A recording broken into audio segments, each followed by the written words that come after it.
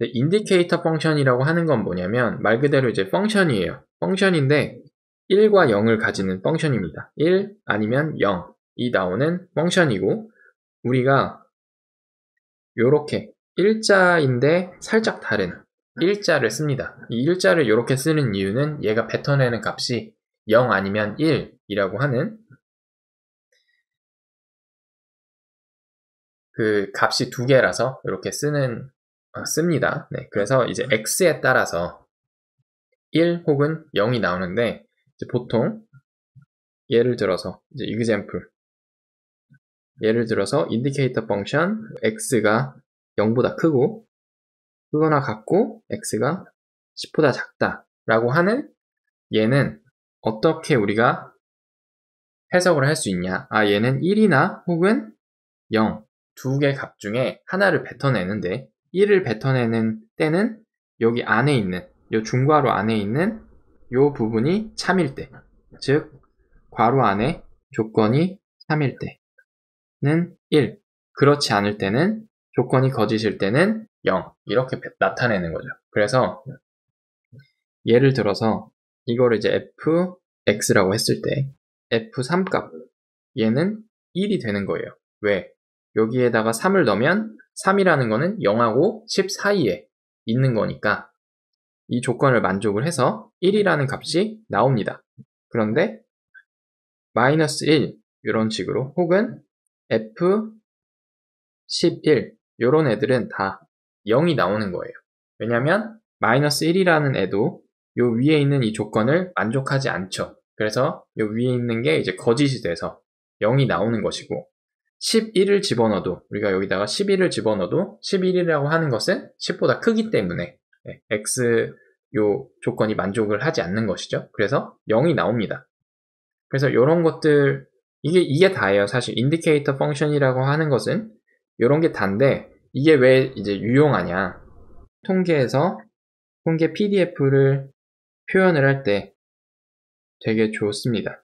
예를 들어서 우리가 어떤 확률 변수 x가 유니폼 0에서부터 1을 따른다 라고 했을 때 이것의 PDF를 우리는 이런 식으로 쓸 수 있어요. 두 개로 나눠 쓸 수 있죠.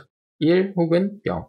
그런데 x가 0에서부터 1 사이에만 1, 그렇지 않은 경우에는 0을 뱉어내 라고 하는 PDF를 우리는 사용을 하는데 이렇게 두 줄짜리를 인디케이터 펑션을 사용을 하면 한 줄짜리로 아름답게 나타낼 수 있다라는 것입니다. 그래서 요거를 이제 한번 그림을 그려보면은 PDF가 결국엔 이렇게 생기는 것이죠.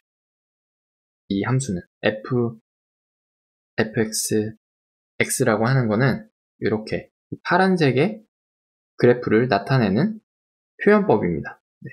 이런 것을 이제 인디케이터 펑션을 사용을 하면 x는 인디케이터 펑션, 그 다음에 0부터 x, 1 이렇게 쓸 수 있는 것이죠. 그래서 이런 인디케이터 펑션을 사용을 하면 두 줄짜리를 한 줄로 쓸 수 있다. 그리고 또 하나, 두 번째 이제 유용한 건 뭐냐면 PDF에 그 딸려 있는 범위가 자동으로 이 인디케이터 펑션을 사용을 해서 표시가 됩니다. 네, 그거가 이제 되게 유용한 그 점 중에 하나인데 요거를 이제 한번 보여드리도록 하겠습니다. 이제 x가 유니폼 0 세타를 따르는 확률 변수라고 했을 때 이 확률 변수 x의 PDF는 이런 식으로 쓸 수가 있습니다. 그래서 얘가 이제 모수를 나타내는 거고 얘는 앞에서 인디케이터 펑션을 사용을 하면 어떻게 나타낼 수 있냐? 세타분의 1 곱하기 인디케이터 펑션 0은 x 세타 이렇게 나타낼 수 있는 것이죠. 그래서 얘가 이제 x가 0에서부터 세타일 때 높이가 세타분의 1인 이런 함수를 나타나게 된다 라는 것입니다. 자, 그리고 이거를 사용을 해서 맥시멈 라이클리후드 제가 그 커뮤니티 란에다가 문제를 하나 냈었는데 뭐였냐면 요 문제였죠. 요 문제. 균일 분포 0 세타를 따르는 확률 변수 x에서 다음과 같이 크기가 5인 표본이 관찰이 되었다. 즉 5개의 샘플이 관찰이 되었는데 이것에 대한 최대 우도 추정치를 고르세요 라고 하는 문제였는데 이것의 이제 maximum likelihood 추정치는 max가 되죠. 이 max가 된다는 걸 유도할 때 이 인디케이터 펑션이 되게 유용하게 쓰입니다.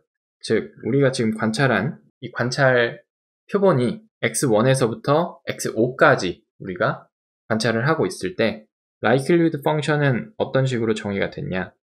likelihood 펑션이라고 하는 것은 어떤 모수에 대한 함수인데 얘는 우리가 알고 있는 확률 변수의 PDF를 곱셈을 한 꼴로 나타낼 수가 있습니다. 이 경우에는 이제 n이 5인 경우지만은 일단 n으로 한번 제가 써놓도록 하겠습니다. 그리고 xi 세타 이렇게 쓸 수가 있는데 그러면 이 fx가 이 위에서 이렇게 된다는 걸 이미 알고 있죠. 그래서 알고 있었죠. 그래서 요거를 세타분의 1의 n승 그리고 0 x1 세타 곱하기 인디케이터 0 x2 세타 그리고 이렇게 해서 인디케이터 펑션이 xn개 세타까지 이런 식으로 되어 있는 꼴이 되는 것이죠. 그리고 이제 인디케이터 펑션의 요 곱셈 꼴을 이제 잘 나타내야 되는데 이게 이제 어떻게 나타낼 수 있냐면 다음과 같이 쓸 수 있습니다. 세타분의 1의 n승 그 다음에 인디케이터 펑션 첫 번째는 이 전체 곱셈이 1이 되는 경우를 생각을 해봐야 되는 거예요. 그래서 이 곱셈이 곱했을 때 1이 나오려면 전체가 다, 그러니까 모두 각각의 것들이 다 1이 돼야 되므로 이 각각의 것들이 0보다 크고 세타보다 작다는 그 조건을 만족을 시켜야 되는 것이죠. 그래서 이 여러 개, n개의 인디케이터 펑션을 2개의 조건으로 나타낼 수 있습니다. 뭐냐면 이 전체 x1에서부터 xn까지의 미니멈이 0보다 크다. 그래야겠죠? 그래야지 이제 저 조건을 만족을 하니까. 또한 두 번째 조건은 뭐냐면 이 맥시멈 x1에서부터 xn까지의 맥시멈이 세타보다 작아야겠죠? 즉 우리가 데이터가 그러니까 x라는 게 0에서부터 세타 사이에 무조건 위치를 해야 되니까 만약에 n개의 x1에서부터 xn까지 있다면 가장 큰 것도 역시나 세타보다 작아야지 된다라는 것이죠. 근데 이렇게 일단 써놓고 보면 사실 likelihood 펑션이라고 하는 건 세타에 대한 함수니까 세타와 관련된 애들을 끄집어내서 생각을 해보면 요거 그리고 요거 요렇게 되는 겁니다. 그래서 요게 이렇게 되고 그러면 얘는 이렇게 쓸 수 있죠. 그러니까 즉 요 가운데 있는 얘는 우리가 무시를 해도 요 likelihood 펑션의 값을 최대로 만드는 세타를 찾는 데에는 문제가 없다. 아무런 무리가 없다. 그래서 이런 거를 날려버릴 수가 있는 겁니다. 그래서 최종적인 어떤 likelihood 펑션의 kernel likelihood 펑션이라고 합니다. kernel likelihood 펑션 폼은 이렇게 나온다. max, x바 그리고 얘는 세타보다 작은 이렇게 되는 것이고 이렇게 되었을 때 이제 이거를 그려보면 어떻게 되냐 요 위에 있는 요 함수를 이제 그려보면 어떻게 되냐면 max x바를 기준으로 이렇게 됩니다. 그 전까지는 0이었다가 이렇게 0이었다가 x들의 관찰값의 최고치인 x에 대해 x일 때 점프가 일어나서 점점점 이렇게 줄어드는 이런 함수가 나옵니다.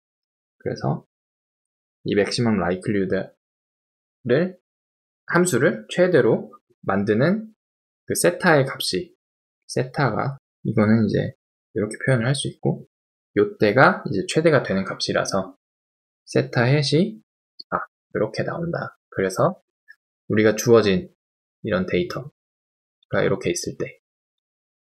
있을 때 요것의 최대값인 2.460이 이제 정답이 되는 것이죠.